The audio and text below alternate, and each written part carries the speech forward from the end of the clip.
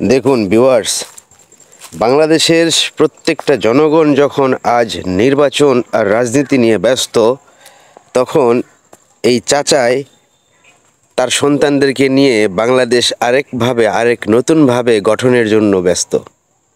তিনি তার ছোট ছোট বাচ্চাদেরকে নিয়ে গাছ বপন করছে, বৃক্ষরোপণ করছে।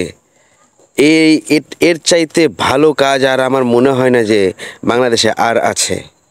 গাছ বপন করা, বৃক্ষরোপণ করা যে কত বড় উপকারী আর কত বড় দেশ প্রেমিকের কাজ।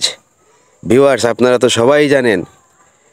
সবাই কিন্তু নির্বাচন আর রাজনীতি নিয়ে ব্যস্ত, মাগার দেখছেন এই চাচাই কিন্তু নতুনভাবে গাছ দিয়ে দেশটাকে নতুনভাবে গঠন করার চেষ্টা করছে।